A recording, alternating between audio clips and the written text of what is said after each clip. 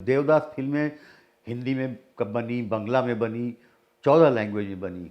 मेरे मन में एक बात आई कि इतनी सारे लैंग्वेजेज में फिल्म बन गई है, तो क्यों नहीं भोजपुरी में देवदास बनाई जाए। शरद बाबू ने लिखा था कि देवदास तरीके अगर कोई व्यक्ति आपके जीवन में मिलता है तो उससे नफरत नहीं, प्यार कीजिए, उसको प्यार चाहिए। मारो मारो के चाची प्रणाम। हेलो फ्रेंड्स, वेलकम टू फिल्मी फंडे join films academy the practical film school. मैं हूं आपका अपना वीरेंद्र राठौर और आप देख रहे हैं बॉलीवुड का Google join films YouTube channel. Film industry में अलग अलग रीजनल सिनेमाज है और वहां पर भी लोग काफी काम करते हैं। वहां पर भी थिएटर होता है, ड्रामा होता है। यानी ये कि जो भी कलाकार है उसको अभिव्यक्ति के लिए जरूरी नहीं है कि हमेशा मुंबई ही आना पड़े, वो अपने शहर में रहते हुए भी काफी काम कर सकता है। ये सब बताने के लिए मेरे साथ है Kiran Kant Verma ji. Welcome to join film sir. आप एक नाटककार हैं, कवि हैं और फिल्मकार हैं, तो ये जो तीनों विधाएं हैं अलग अलग, ये आपने खुद ढूंढी या स्वतः हो गया? मेरे जीवन में जो कुछ भी हुआ है स्वतः हुआ है और अनायास होता चला गया है।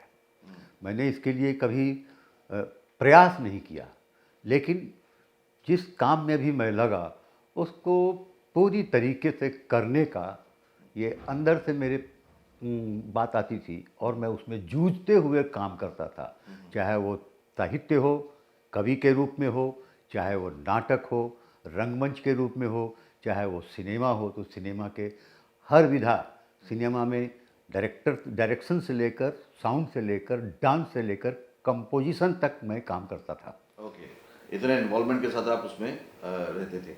जो फिल्में आपने बनाई वो कौन कौन सी हैं? मेरी पहली फिल्म थी बबुआ हमार, उसके बाद मैंने कजरी की, फिर उसके बाद हक के लड़ाई, अंतिम मेरी फिल्म है हमार देवदास, जो मैंने डायरेक्ट किया था रवि किशन और मोनालिसा को लेकर।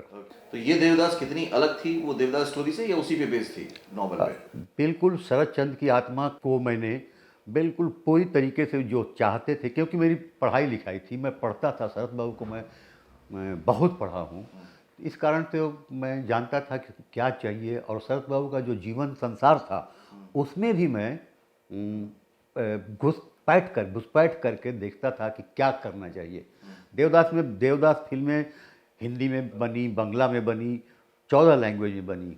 मेरे मन में एक बात आई कि इतनी सारे लैंग्वेजेज में फिल्म बन गई है, तो क्यों नहीं भोजपुरी में देवदास बनाई जाए। काम दुरूह था, मुश्किल था, डिफ़िकल्ट था, लेकिन मैंने एक बीड़ा उठाया कि मैं इसको करूँगा।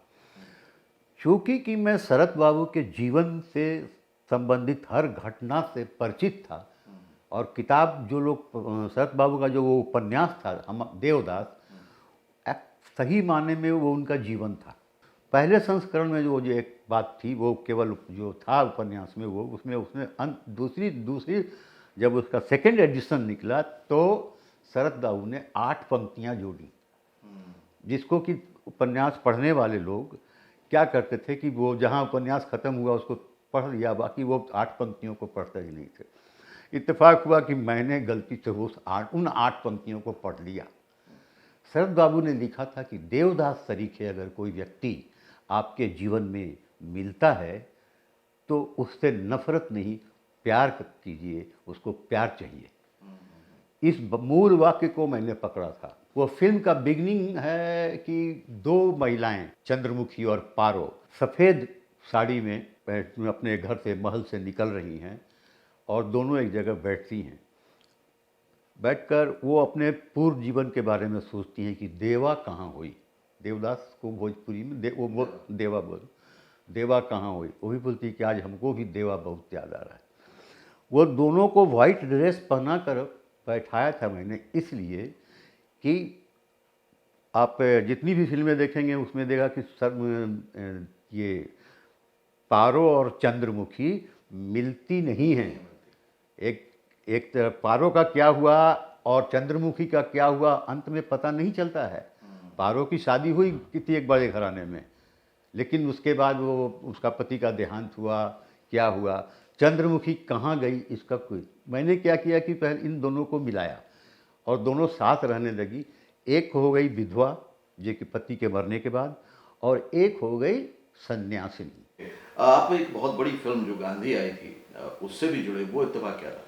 तो इत्तेफाक हुआ कि मेरे एक मित्र थे, उन्होंने कहा कि थिएटर तो आप करते हैं, एटनबरो पटना में गांधी फिल्म की शूटिंग के लिए 13 दिन के लिए आ रहे हैं, तो तुम चलो, मैं तुमको एटनबरो से मिलाता हूँ। मैंने अपने मित्र से कहा कि भाई कहाँ हमको फंसाओगे, साहित्य, मेरा साहित्य छूट गया नाटक के कारण, अब नाटक छोड़वा दोगे सिनेमा के कारण क्या? तो जैसे मैं काम कर रहा हूँ थिएटर में करने लूँ, मैं सिनेमा के चक्कर में नहीं पड़ना है। एनी हो, लेकिन मेरे मित्र बहुत प्रिय मित्र थे, दिल्ली से आए थे, मैं कहा चलो चलते हैं। जाकर एटनबरो से मिला तो उस व्यक्ति का पर्सनालिटी और उस व्यक्ति की बातचीत और और उसकी आँखों में देखकर मुझे लगा कि इस व्यक्ति में तो आग है, तो क्यों नहीं हमको इसके साथ काम करना चाहिए। तो मैंने डिसाइड किया कि ठीक है। मैंने फिर यहाँ तक किया था कि एटनबरो से कुछ अपने शर्त रख दिए थे कि मैं काम करने के लिए तैयार हूँ, लेकिन मुझे ये चाहिए, जो कि मैं नहीं बताऊँगा क्या चाहिए, मुझे ये चाहिए।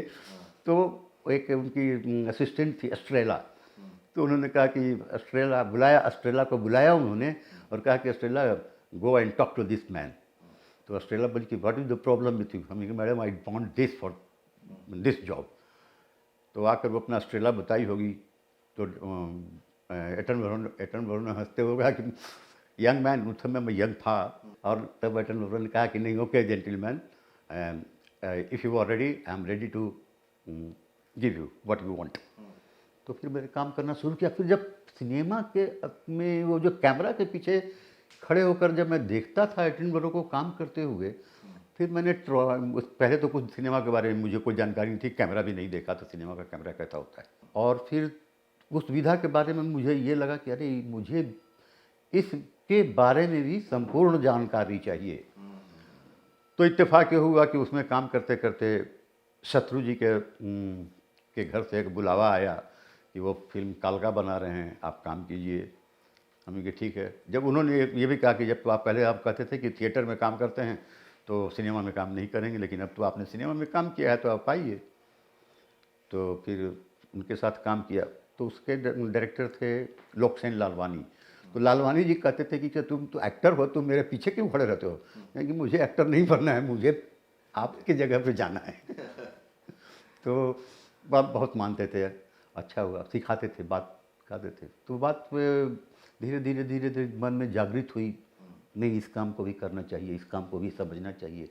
Film making is very good and very popular माध्यम है, बहुत पॉपुलर माध्यम है, लार्ज ऑडियंस है इसके, तो बहुत पॉपुलर माध्यम है। इसलिए मैंने कहा कि चलो जुड़ते हैं, शायद कुछ इसमें भी अच्छा काम करके लोगों को दिया जा सके, कुछ समाज को दिया जा सके। तो वह शुरू हो गए तो शुरू हो गए। अभी मैं एक फिल्म, आधी फिल्म में बना चुका हूँ, वही भोजपुरी में ही है, घमासान। एक बात जरूर कि मैंने जब भी भोजपुरी में बबुआ हमार बनाया तो विधवा विवाह पे था, कजरी बनाया तो किडनी डोनेशन, उस समय कोई सोच नहीं सकता था कि भोजपुरी में किडनी डोनेशन पे फिल्म बनेगी। उसके बाद हक के लड़ाई बनाया तो it was the first Bhojpuri film on the political background of Bihar, not only Bihar, of India. और देवदास तो खैर एक है ही। अब क्योंकि आप एक कवि भी हैं तो बहुत ज़रूरी हो जाता है कि दर्शक जो है वो आपकी कविता को भी जरा सुने कि क्या किस तरह क्या आप कहते हैं। एक मैं कविता सुनाऊंगा, आज की राजनीति और कल की, पूर्व की राजनीति, आज की राजनीति और आने वाले समय की राजनीति पर आधारित है। ये कविता है, हैंगर पर टंगी कमीजों में एक भी तो ऐसी नहीं जिसे पहनकर हम अपना नंगापन ढक सकते। हैंगर पर टंगी कमीजों में एक भी तो ऐसी नहीं जिसे पहनकर हम अपना नंगापन ढक सकते। रंग जरूर इनके अलग अलग हैं, रंग जरूर इनके अलग अलग हैं, फर्क सिलाई में भी है परंतु छेद सभी में है। रंग जरूर इनके अलग अलग हैं, फर्क सिलाई में भी है परंतु छेद सभी में है। कोई पेट के पास फटी है, किसी का दिल गायब है और कुछ पर पैबंद लगे हैं जिन पर रंगों का बेमेल होना बार बार खटकता है, जिन पर रंगों का बेमेल होना बार बार खटकता है। फिर भी इन्हीं में से किसी एक को लगातार अपने ऊपर लादे रहने की हमारी मजबूरी रह रह कर अंदर से कोंचती है। ये राजनीति पर। Thank you very much, thanks a lot, आपने इतनी अच्छी बातें बताई। तो ये थे किरण कांत वर्मा जी हमारे साथ इस वीडियो में। उम्मीद है आपने बहुत अच्छे से बारीकी से सारी चीज़ों को समझा होगा कि कवि जो होता है, अगर वो अपने साहित्य को समझता है, अपने हुनर को समझता है, तो किसी भी विधा में चला जाए वो अपने आप को साबित कर ही देता है। इस वीडियो से आपने क्या सीखा जरूर बताइएगा। अगले वीडियो में फिर से मिलता हूँ, तब तक के लिए देखते रहिए, सीखते रहिए, जमे रहिए। All the very best. I will join